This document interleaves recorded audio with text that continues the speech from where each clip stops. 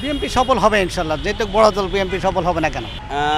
অনেক দেরি হয়ে গেছে, তবে তার অনেক সময় তার ফেসবুকে সে সোশ্যাল মিডিয়ায় অনেক অ্যাক্টিভ ছিল। হ্যাঁ, তো সেটা ঠিক আছে, অসুবিধা না, অনেক দেরি করেছেন, তবে আসছেন তো অ্যাটলিস্ট, এটাই আর কি।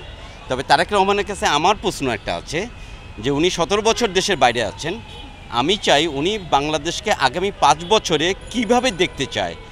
রোড ট্রান্সপোর্ট, এডুকেশন, বাংলাদেশের দুর্নীতি, এগুলো স্পেসিফিকভাবে ওনাকে বলতে হবে যে উনি কীভাবে দেখতে চায়। কারণ উনি 17 বছর ইউকেতে আছে, ইউকের ট্রান্সপোর্ট, কমিউনিকেশন, রাস্তা ক্লিন, দুর্নীতি, এই জিনিসগুলো যে উনি কীভাবে সমাধান করবে, এটা একটা স্পষ্ট বক্তব্য ওনার পক্ষে থাকা উচিত আমি মনে করি, অ্যাজ এ বাংলাদেশের নাগরিক হিসেবে। সাক্ষাৎকার দিচ্ছে এটা আমি দেখেছি, তবে এটা খুবই ভালো। উনি যে কথাগুলো বলেছেন বিভিন্ন সংস্কার বিষয় নিয়ে, বিভিন্ন দেশের সংস্কার, দেশের মানুষের সংস্কার, দেশের মানুষের এই ভবিষ্যৎ নিয়ে যেগুলো বলেছেন, এগুলো আমার কাছে খুবই ভালো লাগছে। উনি আসলে একটা বস্তুনিষ্ঠ কথাই বলেছেন। বিএনপি আসলে দেখেন, এটা দেশের জনগণে আসলে ঠিক করবে আসলে কে সফল হবে কে হবে না। তবে বিএনপির যে ভবিষ্যৎ যে ওদের উদ্যোগ, এটা আসলে এটা ভালোই মনে হচ্ছে। বাংলাদেশ ভারতের যে সম্পর্কটা, এটা আসলে ন্যায্যতার ভিত্তিতে হওয়া উচিত। প্রত্যেকের যে আমাদের মানুষের সাথে মানুষের যে সম্পর্ক, এটা ভালো করতে হলে আমাদেরকে ন্যায্যতার সাথে যেতে হবে।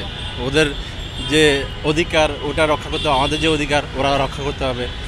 এইভাবে যদি সম্পর্ক ভালো করা যায় তাহলে দেশের অবস্থা ভালো হবে, মানে দুই দেশের সম্পর্কটা আরও উন্নত হবে, গভীর হবে। বিএনপি সফল হবে ইনশাল্লাহ, যেহেতু বড় দল বিএনপি সফল হবে না কেন?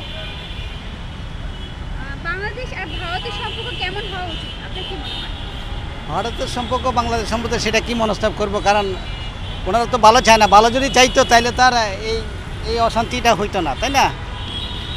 এত বছর পরে তারেক রহমান মিডিয়াতে কথা বলেছে, এই ব্যাপারটা কেমন লাগছে? এটা ভালো লাগতেছে, তারেক রহমান কথা বলতেছে দেশের জনগণের জন্য, যেটুকু সে ভালো তো লাগার কথা, ভালো একজন মানুষ, তাই না?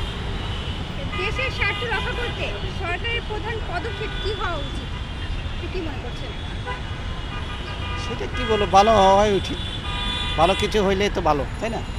আগামী ফেব্রুয়ারিতে নির্বাচন দিয়েছিল, নির্বাচনের কথা চলছে, তো এই ব্যাপারটা আপনি কেমন লাগছে? মানে নির্বাচন কি সেইটাই আমি মনস্তাব করতে পারতেছি না, সেটা কি হবে সেটা জানি না, সেটা বলা কি মনে হয়, নির্বাচনটা আগে দেওয়া উচিত নাকি জুলাই সনদটা আগে দেওয়া উচিত?